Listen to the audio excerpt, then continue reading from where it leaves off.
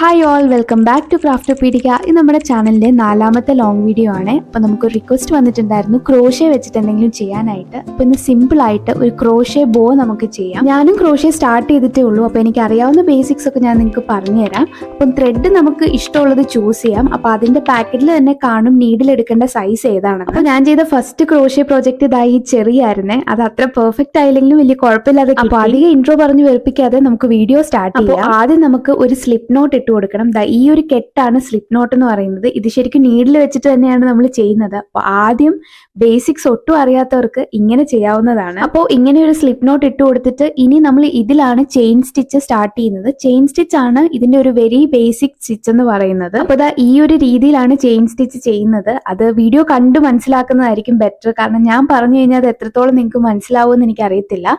ഞാൻ ഇവിടെ ഒരു 40 ചെയിൻ സ്റ്റിച്ച് ആണ് ചെയ്തു കൊടുക്കുന്നത്. കാരണം എന്റെ ബാഗിൽ ഒരു കീ ചെയിനിന് വേണ്ടിയിട്ട് ഞാൻ കുറച്ചൊരു ചങ്കി ബോ ആണ് ചെയ്യുന്നത്. ഇത്രയും 40 ചെയിൻസ് ഒന്നും ചെയ്യണമെന്നില്ല. ചെറിയ ബോ മതി എന്നുണ്ടെങ്കിൽ ഒരു 20 അല്ലെങ്കിൽ ഒരു 15 to 20 നിങ്ങൾക്ക് നിർത്താവുന്നതേ ഉള്ളൂ. ഈ സെയിം പ്രോസസ്സ് തന്നെ ഫോളോ ചെയ്താൽ മതി. അപ്പൊ ഇതുപോലെ ചെയിൻ സ്റ്റിച്ച് ഒന്ന് കംപ്ലീറ്റ് ചെയ്ത് കഴിഞ്ഞിട്ട് ഇനി ഒന്ന് ശ്രദ്ധിക്കണം. ലാസ്റ്റ് ചെയിൻ വിട്ടിട്ട് അതിനിപ്പുറത്തെ ചെയിനിൽ നമ്മൾ നീഡിൽ ഇറക്കിയിട്ട് ഡബിൾ ക്രോഷേ ആണ് ചെയ്ത് കൊടുക്കാൻ. അപ്പോൾ ഡബിൾ ക്രോഷേ ചെയ്യുന്നത് എങ്ങനെയാന്ന് വെച്ച് കഴിഞ്ഞാൽ ആദ്യം ഒന്ന് യാൺ ഓവർ ചെയ്യുക. ഇതുപോലെ ത്രെഡ് ഒന്ന് ചുറ്റിച്ചെടുക്കുന്നതിനെയാണ് യാൺ ഓവർ ചെയ്യാന്ന് പറയുന്നത്. എന്നിട്ട് ആ ചെയിനിലോട്ടൊന്ന് ഇറക്കി കൊടുക്കുക.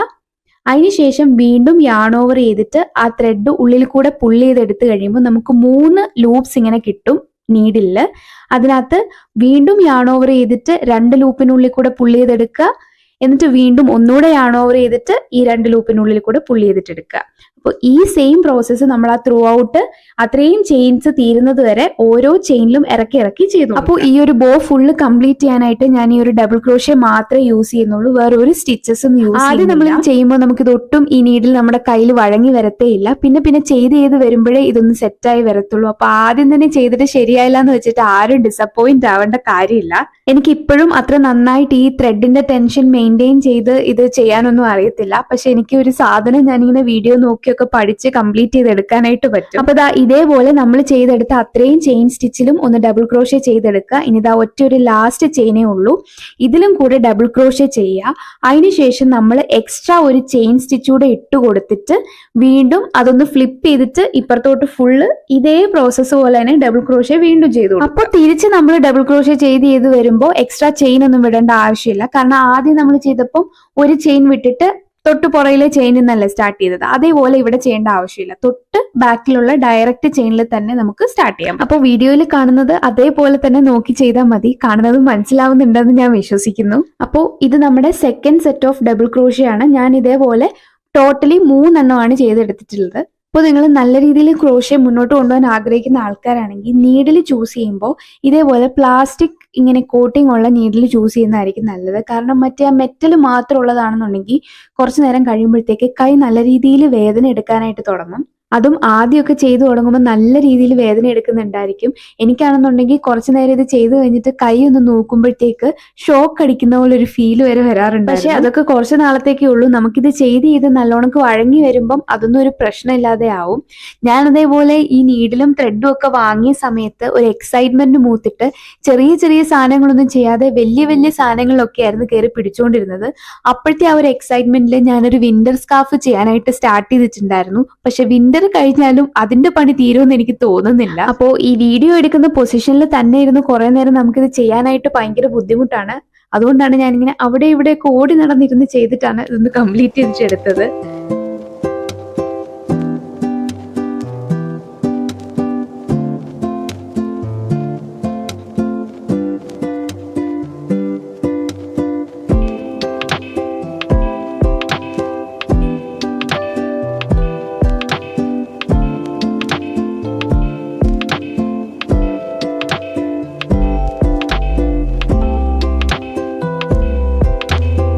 അങ്ങനെ 2 എണ്ണം നമ്മൾ കംപ്ലീറ്റ് ചെയ്തിട്ട് എടുത്തിട്ടുണ്ട്. ഇനി 3ാമത്തെ സെറ്റ് ഓഫ് ഡബിൾ ക്രോഷേ ആണ് ചെയ്യുന്നത്.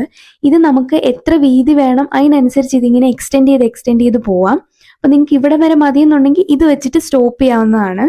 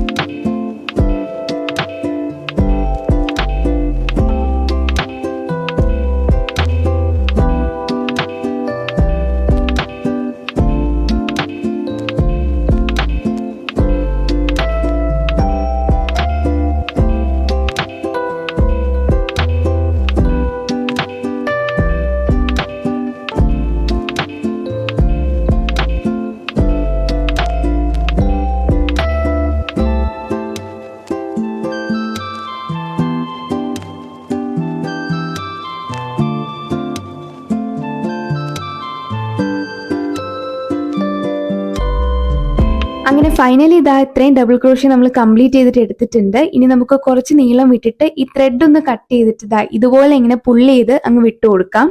അപ്പൊ ദാ ഇതേപോലത്തെ തന്നെ ഒരു പീസും കൂടെ ഞാൻ ചെയ്തെടുത്തിട്ടുണ്ട്. ഇതേപോലെ 2 പീസ് വെച്ചിട്ടാണ് നമ്മൾ ഈ ഒരു ബോ കംപ്ലീറ്റ് ചെയ്തിട്ട് എടുക്കുന്നത്. അതിനുശേഷം ഈ എക്സ്ട്രാ കിടക്കുന്ന ത്രെഡ് ഒക്കെ നമ്മളൊന്ന് ഇൻവിസിബിൾ ആക്കി കൊടുക്കുകയാണ് ചെയ്യുന്നത്. അപ്പൊ കുറച്ചുകൂടെ സെക്യൂർ ആയിട്ട് ഇരിക്കുകയും ചെയ്യും. ഇതങ്ങനെ പെട്ടെന്ന് അഴിഞ്ഞു പോരത്തില്ല.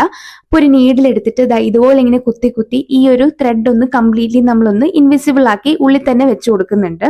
അതിനുശേഷം എക്സ്ട്രാ വരുന്നത് കട്ട് ചെയ്തിട്ട് ഞാനൊന്ന് തീ വെച്ചിട്ടൊന്ന് ഉരുക്കിയും കൂടെ കൊടുക്കുന്നുണ്ട്, കുറച്ചുകൂടെ ഒന്ന് സ്ട്രോങ് ആയിട്ട് ഇരിക്കാൻ വേണ്ടിയിട്ട്.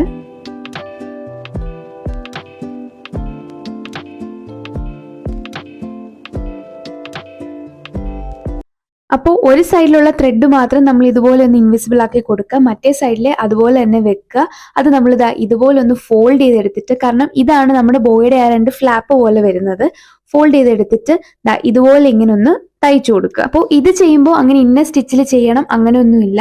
നമുക്ക് സ്പേസ് വരാത്ത പോലെ, അതായത് ഒന്ന് സെക്യൂർ ആയിട്ടിരിക്കുന്ന രീതിയിൽ എങ്ങനെ വേണമെങ്കിലും ഇതൊന്ന് സ്റ്റിച്ച് ചെയ്തിട്ട് വെച്ചാൽ മതി. അപ്പോൾ സാധാരണ രീതിയിൽ നമ്മൾ ഉടുപ്പൊക്കെ തുന്നുന്ന പോലെ തന്നെ ലാസ്റ്റ് ഒന്ന് വന്നിട്ട് ഒരു നോട്ടും കൂടെ ഇട്ട് കൊടുക്കുന്നുണ്ട് സെക്യൂർ ചെയ്യാൻ വേണ്ടിയിട്ട്. അതിനുശേഷം നമ്മൾ ചെയ്ത് വെച്ചിട്ടുള്ള 2 പീസ് എടുക്കുക. എന്നിട്ട് ഈ കാണുന്ന രീതിയിൽ ഒന്ന് വെച്ചു കൊടുത്തിട്ട് വേറൊരു ത്രെഡ് എടുത്തതിന് ശേഷം ഇതൊന്ന് ടൈറ്റ് ആയിട്ട് കെട്ടി കൊടുക്കുന്നുണ്ട്. അപ്പോൾ കെട്ടുമ്പോൾ കുറച്ച് അധികം ത്രെഡ് വെച്ചിട്ട് കെട്ടാൻ നോക്കുക, അപ്പോഴേ നല്ല പെർഫെക്റ്റ് ആയിട്ട് കിട്ടത്തുള്ളൂ. അതിനുശേഷം ഞാൻ ഈ കട്ട് ചെയ്ത് മാറ്റിയിട്ടുള്ള എൻഡ്സ് ഒന്ന് തീ വെച്ചിട്ടും കൂടെ ഒന്ന് സെക്യൂർ ചെയ്ത് കൊടുക്കുന്നുണ്ട്. അപ്പോൾ അത് കൊച്ചുകുട്ടികളാണ് ചെയ്യുന്നെങ്കിൽ പേരൻസിന്റെ സൂപ്പർവിഷനോടെ ചെയ്യുക, ഇല്ലെന്നുണ്ടെങ്കിൽ ആ സ്റ്റെപ്പ് അങ്ങ് അവോയ്ഡ് ചെയ്യാം. അപ്പോൾ അത്രേ ഉള്ളൂ. ഫൈനലി ഒരു ത്രെഡ് കൂടെ അറ്റാച്ച് ചെയ്തിട്ട് ഞാനിതൊരു കീ ചെയിൻ പോലെ എൻ്റെ ബാഗിലാണ് ഇട്ട് കൊടുക്കുന്നത്. അപ്പോൾ വീഡിയോ ഇഷ്ടപ്പെട്ടോ ഇല്ലയോ എന്നൊന്ന് കമൻറ്റ് ചെയ്യുക. ഇഷ്ടപ്പെട്ട എന്തായാലും ലൈക്ക്, ഷെയർ, സബ്സ്ക്രൈബ് ഒന്നും മറക്കരുത്. അപ്പോൾ thank you for watching my video.